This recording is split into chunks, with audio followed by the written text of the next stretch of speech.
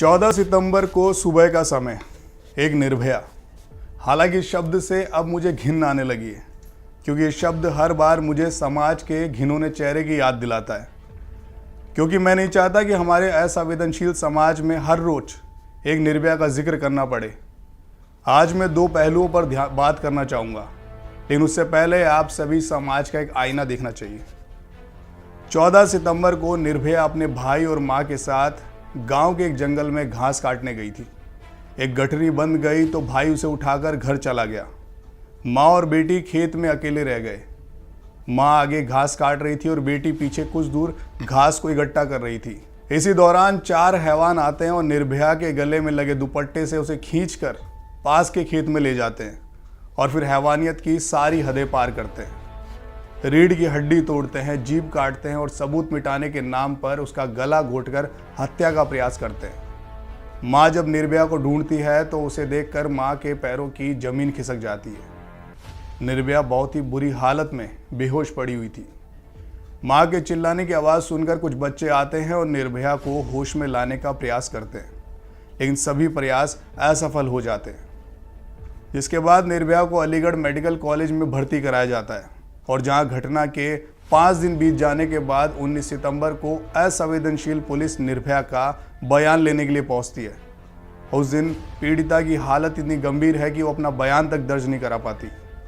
फिर 21 और 22 सितंबर को सर्किल ऑफिसर और महिला पुलिसकर्मी पीड़िता का बयान लेने पहुंचे। इस पूरे मामले में सिर्फ हत्या की कोशिश का केस दर्ज किया गया और एक व्यक्ति को अभियुक्त बनाया गया। घटना के 10 दिन बीत जाने तक किसी को गिरफ्तार नहीं किया गया। जब एक दलित नेता ने इस घटना पर ट्वीट किया और अलीगढ़ जाने का ऐलान किया, तब अभियुक्तों को गिरफ्तार किया गया और उसके बाद ही गैंगरेप की धाराएं जोड़ी गई। अब पुलिस ने इस मामले में कुल मिलाकर 4 अभियुक्तों को आरोपी बनाया। अब जरा हम अपने दोनों पहलुओं की ओर चलते हैं। पहला पहलू है कि प्रशासन की ओर से बरती गई लापरवाही और दूसरा दलितों पर लगातार हो रहे अत्याचार।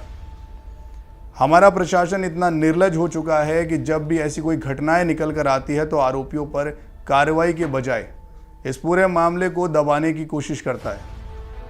इस मामले में भी पहले तो पुलिस की कार्यशैली पर सवाल खड़े होते हैं और फिर उसके बाद पुलिस को इतनी जल्दी थी कि बिना परिवार की सहमति के या बिना किसी रीति रिवाज के जल्दबाजी में दिल्ली के सफदरगंज अस्पताल से शव लेकर हाथरस जनपद के बुलगाड़ी गांव में पहुंचकर रात 2:30 बजे निर्भया का अंतिम संस्कार कर दिया, जबकि उस वक्त निर्भया के माँ बाप और भाई दिल्ली में मौजूद थे और कोई भी वहां मौजूद नहीं था।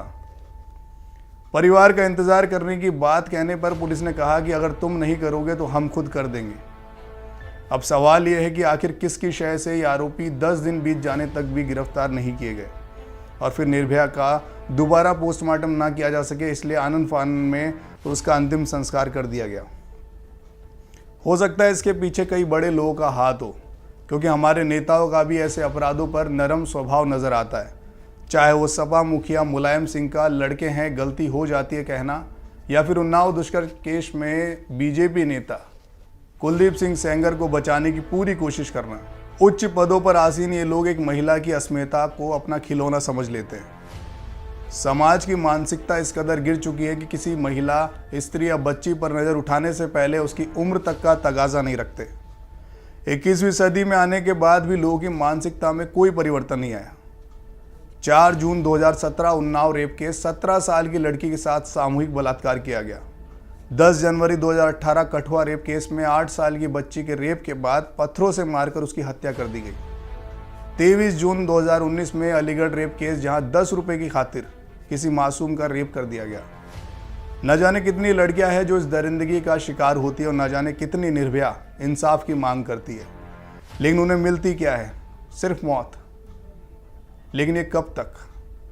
बलात्कार जैसे जघन्य अपराध की खबरें सामने आते इंटरनेट पर लोगों की अपनी भावनाएं जाहिर करने का एक नया हैशटैग मिल जाता है। रैप कब तक हैशटैग पर सिमटते रहेंगे? ये गुनहगार अपराध करने के बाद हंसते हैं हमारे कानून पर, और कानून नपुंसक की तरह सिर्फ देखता है, क्योंकि कानून पीड़ित से ज़्यादा अपराधियों की सुरक्षा के लिए बनाया गया है। जिसका जीता जागता उदाहरण है 16 दिसंबर 2012 में निर्भया के माता पिता को 8 साल तक न्याय के लिए भटकना पड़ा। इंसाफ मांगने पर गुनहगारों को सख्त से सख्त सजा क्यों नहीं दी जाती? कहीं ना कहीं अपराधियों के पीछे कुछ बड़े नाम होते हैं जिनके दम पर ये खुलेआम अपराध करते हैं। अब जरा दूसरे पहलू का विश्लेषण कर लेते हैं। हाथरस केस में पीड़ित निर्भया एक दलित परिवार से संबंध रखती थी और सभी आरोपी उच्च जाति से। उच्च जाति के कुछ लोग आज भी अपने अंदर निम्न जाति के प्रति तिरस्कार की भावना पाले हुए, जो आज भी दलित वर्ग को एक नज़र पसंद नहीं करते, और तिरस्कार की भावना ही अपराध को जन्म देती है। हमें अनिवार्य रूप से समझने की जरूरत है कि उच्च जातियों के सदस्य का निचली जाति के सदस्य पर हावी होना भारतीय समाज में गहरा अंतर विरोधी मुद्दा है। प्राचीन पुरुष प्रधान समाज आज भी देश में लगभग हर जगह प्रभावशाली है, इसलिए इन अपराधों का लगभग हमेशा एक जातिगत कोण होता है। एक जाति समाज स्वाभाविक रूप से हिंसक है, और जब दलित महिलाओं की बात आती है तो उन पर होने वाली हिंसा सबसे क्रूर है। 27 मई 2014 को उत्तर प्रदेश के बदायूं जिले के कटरा गांव में 2 किशोर लड़कियों के साथ सामूहिक बलात्कार किया गया और उनकी हत्या कर दी गई। लड़कियों की गलती, उन्होंने अपने उच्च जाति के नियोजक से अपना वेतन मात्र 3 रुपये बढ़ाने के लिए कहा था। उच्च जाति का पुरुष इन लड़कियों से कुछ मांगने के लिए दुस्साहस करने में असमर्थ था। प्राचीन काल से ही दलितों विशेष रूप से दलित महिलाओं के खिलाफ हिंसा समाज में काफ़ी प्रचलित रही है, और उनके दर्द और संघर्ष की गूंज आज भी सुनी जा सकती है। अप्रैल 2018 में एक दलित महिला मध्य प्रदेश के सतना जिले में पुलिस अधीक्षक कार्यालय में चली गई। एक 6 महीने के भ्रूण को प्लास्टिक की थैली में लपेट कर ले गई। उसने 3 सवर्णों पर कई महीनों तक यौन शोषण का आरोप लगाया। छत्तीसगढ़ में इसी तरह की घटना सामने आई जब एक पुजारी ने 22 वर्षीय एक महिला को कथित तौर पर लालच दिया और उसके साथ बलात्कार किया। हरियाणा में फरवरी 2016 में एक भयावह घटना सामने आई जिसमें जाट समुदाय द्वारा एक आंदोलन किया गया, जो सरकारी नौकरियों के आरक्षण के बारे में एक अपेक्षाकृत अच्छी तरह से उच्च जाति का कृषि समुदाय है। अशांति की इस अवधि के दौरान कुछ हमलावरों ने 9 दलित महिलाओं और उनके घरों से खींचकर उनके साथ क्रूरतापूर्वक सामूहिक बलात्कार किया। दलितों पर हमले सिर्फ बलात्कार जैसे अपराधों तक सीमित नहीं है। मई 2019 में राजस्थान के बीकानेर जिले में नापसर में घोड़े की सवारी करने के लिए एक दलित दूल्हे को राजपूत समुदाय के लोगों ने पीटा। राजपूत कह रहे थे कि हमारे गांव में घोड़े पर बैठे दूल्हे की कोई परंपरा नहीं है। मई 2019 में एक दलित परिवार द्वारा घोड़े पर सवार दूल्हे के साथ बारात निकालने की कोशिश के बाद मई 2019 में ठाकुर समुदाय द्वारा बहिष्कार का आह्वान किया गया। उसी महीने में मध्य प्रदेश में एक दलित दूल्हे पर हमला करने की ऐसी घटना सामने आई। अप्रैल 2018 में एक दलित दूल्हे पर उसकी शादी के जुलूस में घोड़े की सवारी करने के लिए राजस्थान में उच्च जाति के पुरुषों द्वारा हमला किया गया।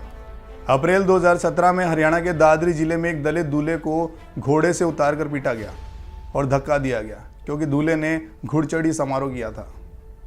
मई 2015 में दलित दूल्हे को अपनी शादी के जुलूस के दौरान पथराव करने वाली उच्च जाति के पुरुषों से खुद को बचाने के लिए एक हेलमेट पहनना पड़ा।